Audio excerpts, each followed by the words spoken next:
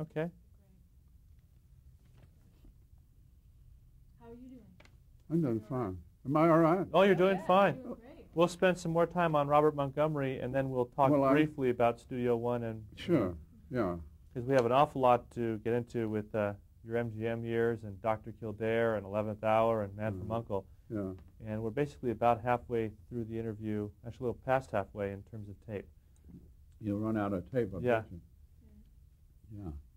So we'll have to push on just a little bit, if you don't mind.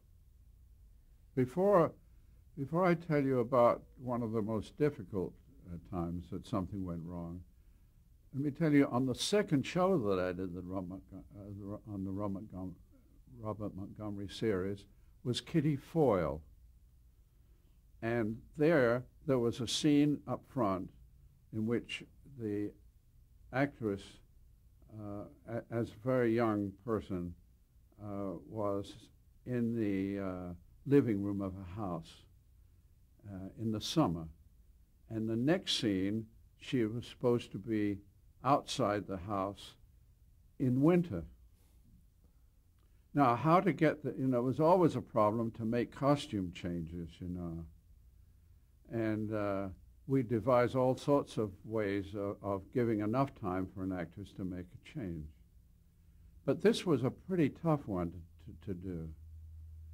But I solved it, and the show went on, and after the show was over, I had a call from Fred Coe, who was then the top producer in live television, and he said, "Okay, how'd you do it?" I said, "Twins." He said, "Oh," he said, "I've never done that." I said, "I got two girls who were twins, and I dressed one in summer clothes and one in winter clothes, and the winter one was outside the door of the house, and the other one was in the living room, and I went from the living room dissolved, not cut, dissolved to the same girl over here. Nobody knew it was, That was pretty neat, don't you? It would be neat even today. But the neat thing was to have a call from Fred Coe. Okay, he said, I'd never have done that. Well, the worst time I ever had was I was doing a story about a situation that made maritime history, actually. In the early 1800s, there was a ship that went down at sea, and a large number came out in a lifeboat. It was filled with about 50 people. It was loaded so much so that the young officer in charge, who was an engineer, felt that they had to lighten the boat. And he had several men made to go over the side to save the women and children.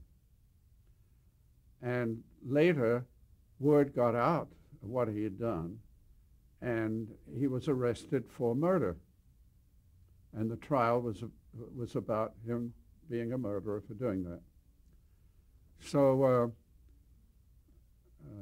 Franchot Tone was the lawyer in this episode. Albert Salmi was the man who was on trial, and it was all took place in the courtroom. Everything had to be in the courtroom, and it was live. And obviously, I couldn't go to see. So I had an exhibit. I had a lifeboat in the courtroom, the back of the courtroom, and just so something could be demonstrated, and gave me something to work with. And I thought I'd have to have 4 cameras for 4 walls. And whenever one camera was on, the one opposite had to hide behind a column or had to hide behind something and as soon as I cut to the next camera.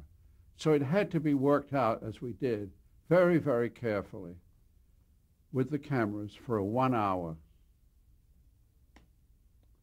Well, there was a break, and during after the dress rehearsal, the dress rehearsal went very well.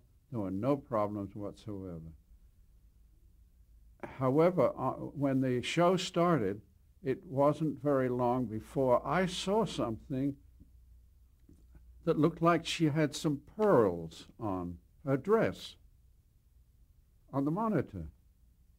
And I said to my script guy, I said, what is this? Did she put some She said, no. By this time I was on another shot. And suddenly I realized, as did everybody else, that she was vomiting. She had been out with another actress and eaten something after the dress rehearsal, and she was vomiting. Now all my plans had to be, and much of the show was on her and her brother, who was on trial, and Franchot Cohn, who was a lawyer. And I had to wing it. All of my planned shots and hiding a camera and cutting another one, I had to do just sheer instinctively. The switcher, he got so lost that I took his script away from him. I said, you've got to stay with what I do on the monitor, because your script marked up for shots is out. Right. And I'm saying this quickly while I'm doing it. When I got near the end,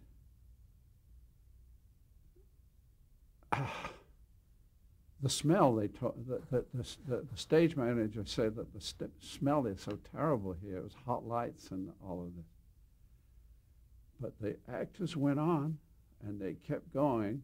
Franchot Cohn said, I knew something was happening. I hadn't the slightest idea until I smelled something. Well, at the end, he was convicted. And then his sister, who was this one who was had vomiting, to get up and go out down the center of the aisle and go off. So I had a camera on her. I had a camera many times. Any time that I saw that she wasn't right, actively vomiting, I would cut to her on a camera. And as soon as I saw her starting to heave, I would cut away. And I did that the whole hour. Now she gets up and goes out. The lady sitting beside her in the courtroom had a good head on her shoulder, helped her out, walk out to the aisle, and there she was coming down with the camera, and she looked terrible. She was white, and and the switcher said to me, who talked to the camera, he said, and I'd taken over talking to the camera too. I said to the camera, he had passed word on his mic to the switcher. He said, you want me to switch away now?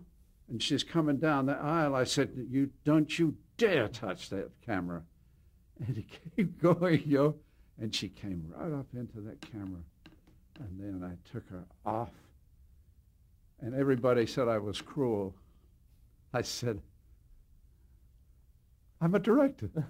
That's all I could say. Did any viewers or anyone in the public realize how sick she was? I mean, did the show go flawlessly as far as the viewers were concerned? It did. A few people did. The writer saw it. The writer of the script, he was watching the television thing. He didn't know what I was doing. He saw that she wasn't looking good, whenever I cut to her, but he didn't know until it was after. And he said, when you held that camera on, bless you, he said, it was terrific, He gave a terrific ending to the show. How involved was the network and sponsors in what you were doing on Robert Montgomery? Oh, I had an agency man, and I had an NBC and all the others. They just had to leave it to me. I mean, what could they do? Not just that particular episode, but in general, were they intrusive in the process? Intrusive, yeah. They were very intrusive, and if you get into how they were intrusive, it was in the area of censorship more than anything else. Censorship. And I had many rather funny things happen during that censorship. They weren't funny at the time, but one of them was over a penguin ashtray. I had a mystery show in which several actors in the show had to pick up a message that was under a penguin ashtray. And it was the word penguin ashtray was used several times. And about half hour, I guess it was about a half hour, I was off the air with the dress rehearsal, and another half hour before the show would air, when a white-faced agency man came into the control room, and he said, he was almost in tears, he was shaken. He said, "You've got to get rid of that penguin ashtray. Penguin means cool cigarettes, and we're Lucky Strike, and it's my job. And he pleaded with me to do something. I quickly got my people on the floor and the prop men and that to try to find another ashtray with an animal, and it had to be an animal. And they went up and down looking in offices in the RCA building with a security man trying to find an ashtray with an animal. And about 5 minutes to go, they had one. And I said, I said to this guy, we can still make it. Use that. It was a lion. But I had to tell the cast, I said, I know this is hard in your speeches, but whenever you have penguin, it's got to be lion. Yeah, they would have killed me right then and there, you know, thinking ahead about a lion while they're playing, that they have to not say penguin but say lion. You know, it was asking too much, but the actors will do it. How did the blacklist impact your show? The blacklist? Yes. The time came when there was a publication called Red Channels. And as I recall, it was a man up in Schenectady, New York, some upstate New York, who had a grocery chain. And he thought everybody was a communist. And the Red Channels listed people who were said to be communists or communists, whatever. And the various advertisers fell in line, and they didn't want to be on any show in which there was anybody in the Red Channels, you know, or not in Red Channels, but were known communists or something. One day I was in, and I knew about it. I read the trades and talk about it, you know, and frankly, I didn't inquire into it with our show. Although, by the time that I'm telling that this thing happened, I had become aware that in the offices there was somebody who called the agency to check the names of actors and actresses before we signed them for any part. And I found out that because about that time I found that there was somebody who I had wanted who had been turned down. Now I'm in the bank, in a line in the bank in Radio City, and an actor comes up to me and he said, "Norman, didn't you like my work?"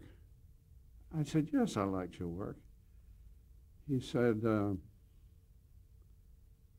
I said, "You know, you did a good job in that part, and I was going to use you again, but I haven't had a part yet for you." This had nothing to do with the thing that I told you previously. That was another performer who I found hadn't cleared but couldn't have made it anyway. So this time he asked me, he said, well, am I blacklisted? And I said, no, not on this show that I know of. He said, are you sure?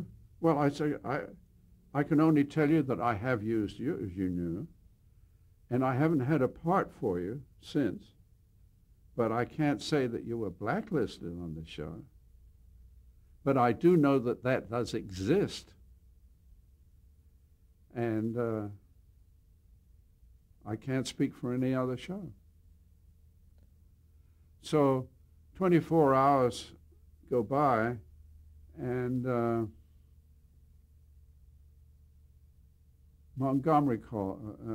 Gibbs called me in. The two were together, and they said, did you tell an actor that he was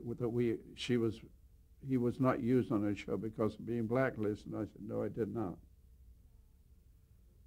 And since they opened it up, I said, but there is an actor who, and I told them the circumstances, that I had used him.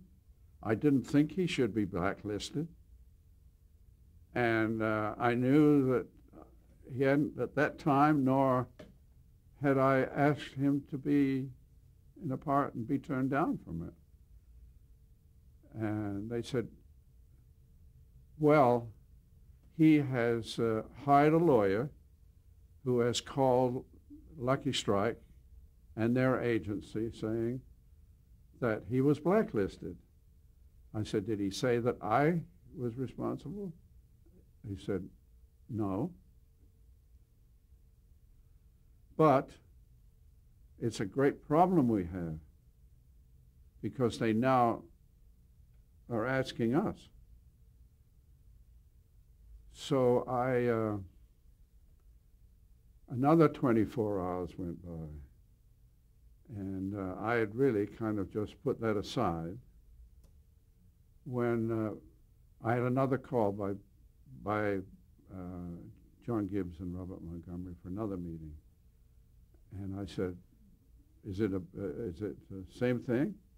And they said, no, not really, because we discovered that the casting director, the lady, was the one who said that she had told him that he couldn't be used.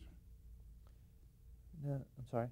So it seems as if you're able to work around the blacklist problem. Well, it's yeah, but the next thing that they said, that Montgomery said, was, Norman, we were able to take care of it this time, but we may not if it happens again. I said, well, what have I done that happens? And they didn't have an answer. I left.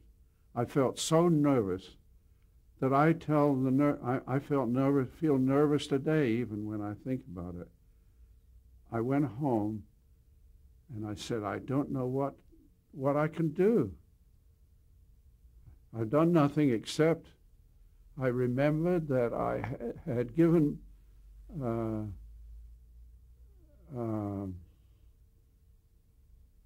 I had helped the Lady Garment Workers Union in Chicago put on things when they were on strike, you know. But I couldn't think of anything else that I'd done, you know. And yet still the words came back to me, we may not be able to do it another time, you know. And that was very frightening. Nothing ever became of it. Nothing ever came of it. I worked through the blacklist. I mean, I knew that they did call people, and there was nothing I could do about it. And it lasted until I was in doing film with Dr. Kildare, that I found that MGM had a person in their law department who was checking on my cast. And it lasted, I think, about 1963. Now, going back a bit, when I used somebody who came to me, and I didn't know, came to me and said, thanks for using me because, you know, I was blacklisted. And obviously he wasn't, no. In 1952, the Robert Montgomery Show won its first Emmy Award. What did that mean to you? Oh, I mean, because I'd never heard of an Emmy until we won that one. It was the first Emmy to be used, first Emmy for a dramatic show, I think. Mm-hmm. Not sure about that, but anyway, it was for best dramatic. It was so early that I really didn't know anything about it. Although later, I became one of the founders of the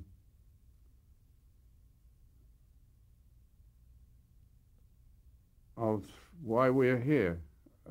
What's the organization? Academy of Television Arts and Science. That's it. I became a founder and couldn't remember it now. That's all right. Now, I understand that Montgomery accepted the award, but later gave it to you for some reason. Yes, he accepted it. He didn't give it to me. His secretary gave it.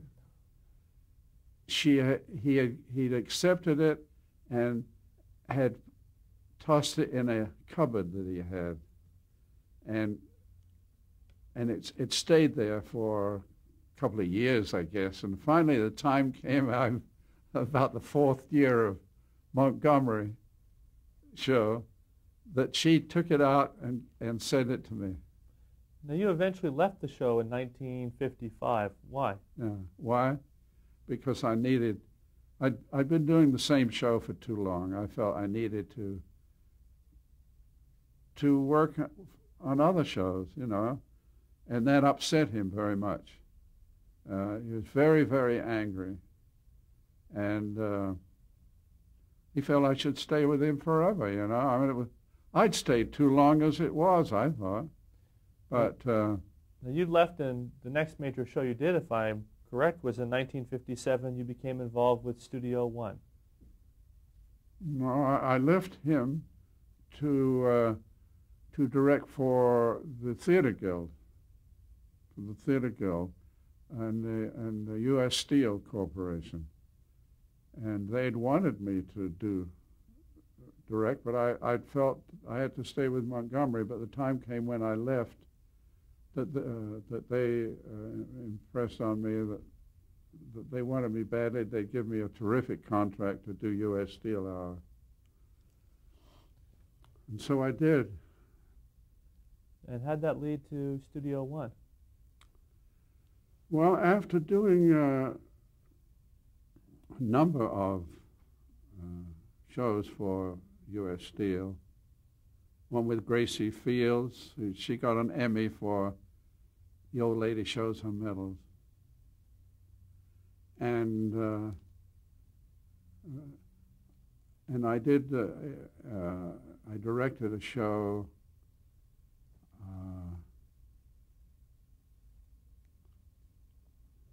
for Herbert Brodkin, who was the best producer I'd ever worked with. It was called A Walk Down the Hill.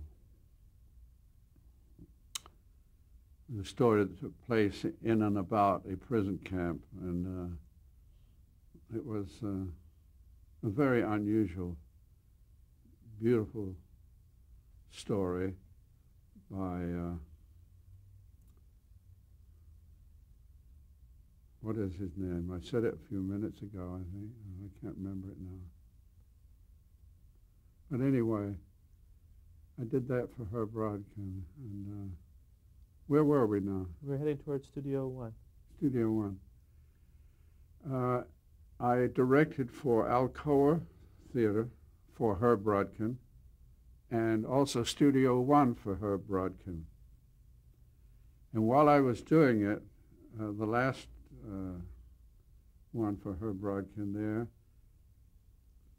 I was getting so I felt I could not stand the rehearsals much longer. My legs were giving out. And so he said, well, Norm, why don't you become a producer? I'll teach you. So I said, well, I talked to my wife, Aline, and she said, that's the best news I've heard. So Herb was always one, as a good businessman. He arranged for a contract with CBS for me to direct 4 shows for him, to be his associate producer on all of them, and to direct all of the Studio One summer shows, 13 of them, which he had nothing to do with. And what was Studio One? I mean, how was it different from Robert Montgomery? Was it also adaptations of movies? No. Well, on the Montgomery show, they stopped doing movies, adaptations of movies after a while. No, original scripts. That's what I'd been directing on Montgomery before, and also for U.S.C.L.E. Hour and for her Broadcom.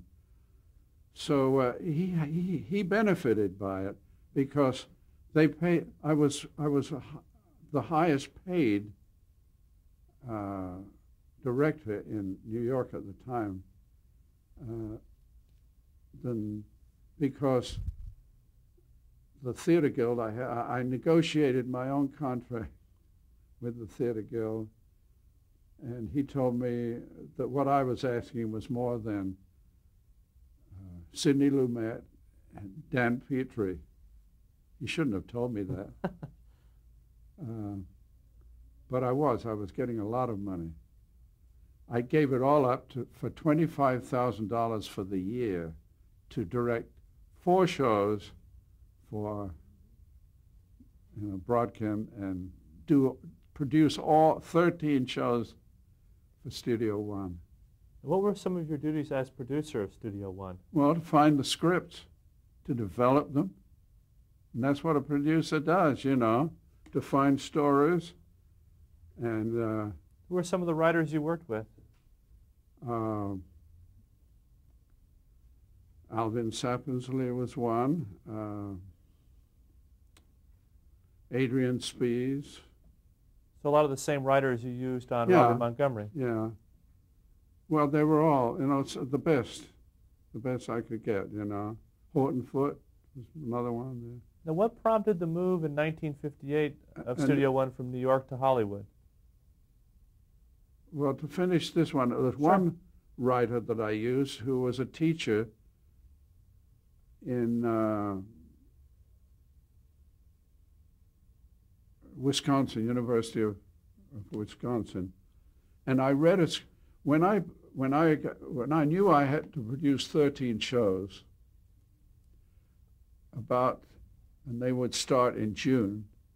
About January, as soon as I started on this contract, and I was directing some shows for Herb Broadcom and being his associate on all of them, I still I had to find time to get going on scripts for the summer.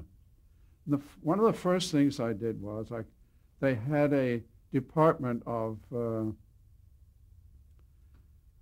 script. Let me just stop you for a moment because we're running out of time on this tape.